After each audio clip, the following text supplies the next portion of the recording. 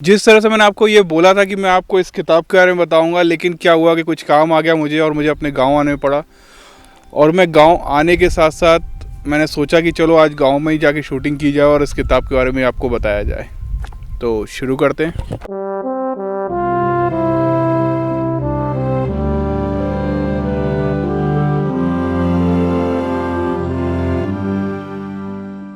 इस गांव की एक इंटरेस्टिंग कहानी भी है। गांव ज़्यादा पुराना नहीं है, सिर्फ 20 साल पुराना है और बहुत ख़ास कारणों की वजह से इस गांव को बसाया गया था। लेकिन उसके बारे में हम बात करेंगे फिर कभी। अभी हम बात करेंगे उस बुक के बारे में और उस बुक में क्या लिखा हुआ है बाबा साहब के बारे में। वो ख़ास बात है वो जो मैं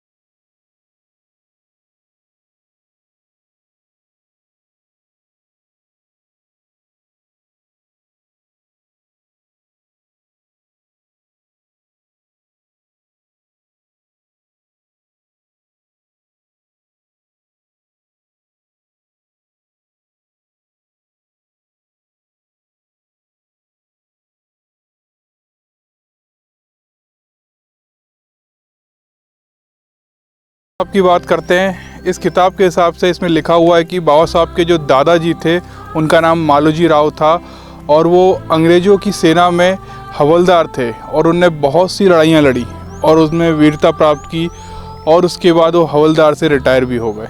बाबा साहब का जो नाम था उनकी माता के नाम पर रखा गया। उनकी माता का नाम था भीमाबाई, तो उसी तर्ज पे उनका नाम रखा गया भीमा राव। और एक बात तो आपको पता होगी ज़्यादातर लोगों को, अगर जिनको नहीं पता उनको बता रहा हूँ मैं। बाबा साहब को बचपन में बुद्ध की तरफ मोड़ने वाले उनके पिता के दोस्त थे दादा कैलुस्कर, जिनने पहली बार उनको एक किताब दी जिसका नाम था बुद्ध चरित्र। इस चीज़ की जो बात उनने अपने बुद्धा एंड हिज धम्मा के इंट्रोडक्शन में भी बताया है और उस पर मैंने एक छोटी सी वीडियो भी बनाई थी। कार्टून एनिमेशन था वो, काफ़ी इंटरेस्टिंग वीडियो था वो। आप आई बटन पे क्लिक करके देख सकते हैं। और इस तरह की और भी मैं सीरीज़ बनाना चाहता हूं, लेकिन अभी फंडिंग की कमी की वजह से मैं नहीं बना पा रहा हूं। और 1 लाख सब्सक्राइबर होने के बाद मैं इस सीरीज़ को वापस स्टार्ट करूंगा। 1896 में जब बाबा साहब के पिता सतारा चले गए और जब वो वहाँ के किसी एक स्कूल में, एक हिंदू स्कूल में जब बाबा साहब का एडमिशन कराना चाहते थे, जब एक हिंदू स्कूल में बाबा साहब का एडमिशन कराना चाहते थे वहाँ पे उनको एडमिशन नहीं दिया जा रहा था। तब जाके उन्होंने एक अंग्रेज अफसर से उनने बोला कि आप जाके स्कूल प्रशासन से बात करें। स्कूल परिषद से बात की तो वहाँ के जो अधिकारी थे, स्कूल के जो शिक्षक थे, उनको मजबूरी में बाबा साहब को एडमिशन देना पड़ा। अगर अंग्रेज ना होते तो महार जाति होने के कारण उनको वहाँ एडमिशन भी नहीं दिया जा रहा था। कुल मिला के बात यही है कि अगर अंग्रेज ना होते तो बाबा साहब शायद ना पढ़ पाते, ना उनके पिता पढ़ पाते। फिर क्या हुआ कि बड़ौदा के महाराज थे सयाजी गायकवाड़ जी। उन्होंने एक सभा में ऐसा बोला कि वो किसी भी एक अछूत छात्र को, एक मेधावी अछूत छात्र को आगे की शिक्षा की पढ़ाई का भी भत्ता उठाएंगे। एक सभा में ऐसी उन्होंने घोषणा की। दादा कैलुस्कर ने इस बात को सुना और उन्हें बाबा साहब को तुरंत लेके महाराज के पास गए और उनको बाबा साहब से मिलवाया। महाराज ने बाबा साहब से कुछ सवाल पूछे और बाबा साहब ने जो उत्तर दिए उससे सुनकर महाराज खुश हो गए और उन्हें 25 रुपये प्रति माह की छात्रवृत्ति देना स्वीकार की। कई लोग ऐसा बोलते हैं कि अगर महाराज नहीं होते तो बाबा साहब नहीं पढ़ पाते। अगर बाबा साहब इतने होशियार नहीं होते तो क्या महाराज उनको पढ़ने का मौका देते? अब सबको पता है कि बाबा साहब जो है वो अमेरिका भी गए थे पढ़ने के लिए। तो क्या हुआ था उस समय की कहानी मैं आपको बताता हूँ कि बाबा साहब जो है महाराज के पास गए थे। उनके पिता की मृत्यु हो चुकी थी और काफ़ी परेशान थे, रहने की जगह भी नहीं मिल रही थी उनको। महाराज के पास गए थे अपनी समस्याएं लेके, लेकिन महाराज ने तुरंत उनसे एक सवाल किया कि क्या वो उच्च शिक्षा के लिए अमेरिका जाना चाहेंगे। बाबा साहब ने बोला कि हाँ मैं तैयार हूँ। महाराज ने बोला कि आप शिक्षा मंत्री को दरखास्त लिखो और मैं आपकी छात्रवृत्ति पर साइन कर दूंगा और जब तक मैं अमेरिका की कोलंबिया यूनिवर्सिटी में आपके जाने की व्यवस्था करता हूँ। गर्मी बढ़ती जा रही है तो नीचे जाकर ही अपन अब बात करते हैं। यहाँ काफ़ी ज़्यादा गर्मी हो रही है और घर जाने का समय भी हो रहा है, तो थोड़ा घर चल के बात करते हैं या फिर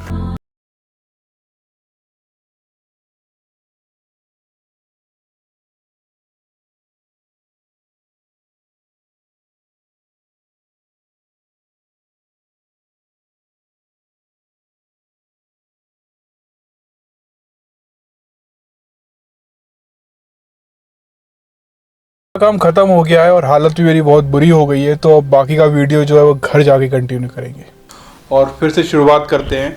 बाबा साहब अमेरिका जाने की कोई ऐसी कोई मंशा नहीं दिखती है इस किताब के हिसाब से, लेकिन महाराज ने खुद से सामने प्रस्ताव रखा उनके आगे कि क्या वो विदेश जाना चाहते पढ़ने के लिए। उन्होंने उनकी बात को सिर्फ एग्री किया। इसके बदले बाबा साहब ने एक इकरारनामा एग्रीमेंट साइन किया, जिसमें ये लिखा हुआ था कि बाबा साहब लौट कर आएंगे तो उनको 10 साल बड़ौदा रियासत में नौकरी करनी पड़ेगी। लेकिन आगे क्या हुआ ज़्यादातर लोगों को पता होगा। वो लौट कर आए बाबा साहब, वहाँ उन्होंने नौकरी करने की कोशिश भी करी, लेकिन वहाँ के जितने भी छोटे छोटे चपरासी से लेकर बड़े से बड़े अधिकारी उनके साथ घृणित व्यवहार करते थे। ये सब जानते हैं, पूरी दुनिया जानती है। एक खास बात और मुझे समझ आई कि बड़ौदा के महाराज, जो कि इतना सारा उनका पैसा था, इतना रुतबा था, इतनी ताकत थी, उनने बाबा साहब को विदेश में भेज दिया पढ़ने के लिए। कई साल विदेश में वो पढ़े। लौट के आने के बाद जब वो नौकरी कर रहे थे, महाराज अपनी ही रियासत में उनको एक घर नहीं दिला पाए रहने के लिए।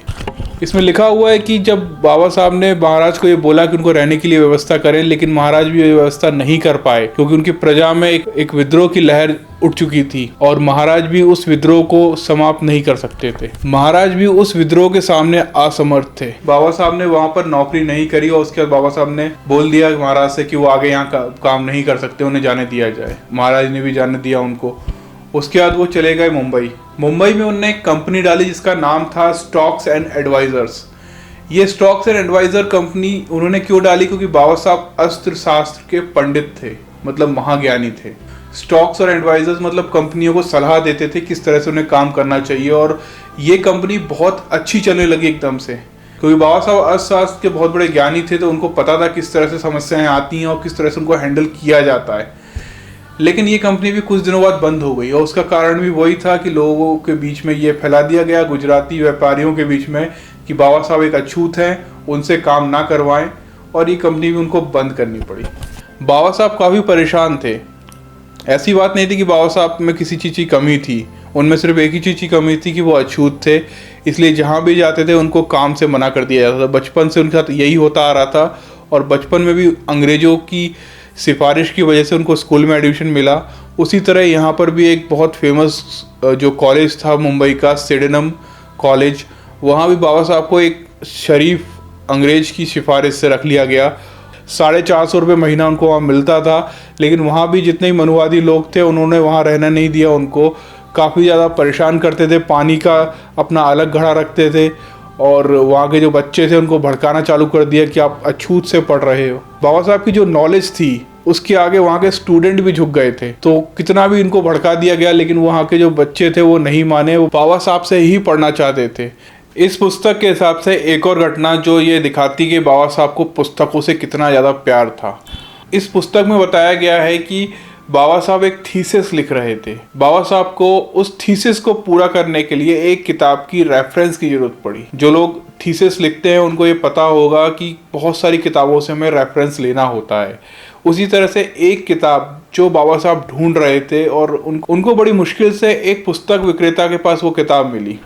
बाबा साहब इतना ज़्यादा खुश हुए उस किताब को पाकर कि उनकी जेब में जितने भी रुपए थे वो निकाल कर उनने उस पुस्तक बेचने वाले को दे दिए।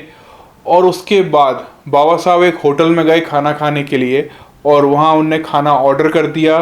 खाना आ चुका था, लेकिन जब उनने अपनी जेब में हाथ डालकर देखा कि उनके पास तो बिल्कुल भी पैसे नहीं हैं, वो सारे पैसे जो है उस पुस्तक विक्रेता को दे आए, तो बाबा साहब ने खड़े होकर होटल के मालिक से माफ़ी मांगी और 2 दिन तक बाबा साहब ने कुछ भी नहीं खाया और उस पैसे की भरपाई की। ये घटना बहुत महत्वपूर्ण है बाबा साहब की, जो इस किताब में लिखी हुई है। इसमें ऐसा लिखा हुआ है कि बाबा साहब लंदन से जर्मनी गए थे वन यूनिवर्सिटी में दाखिला लेने। जर्मनी में जो यूनिवर्सिटी थी वन यूनिवर्सिटी, ये जो यूनिवर्सिटी थी वो इकोनॉमिक्स और ज्योग्राफी की बहुत ही मानी हुई यूनिवर्सिटी थी, मतलब अर्थशास्त्र और भूगोल। बाबा साहब जब वहाँ पर गए तो वहाँ उनको कई सारे ग्रंथ मिले जो जर्मनी लैंग्वेज में थे। आप यकीन नहीं मानेंगे, बाबा साहब ने सिर्फ 2 हफ्तों में जर्मनी लैंग्वेज सीख ली।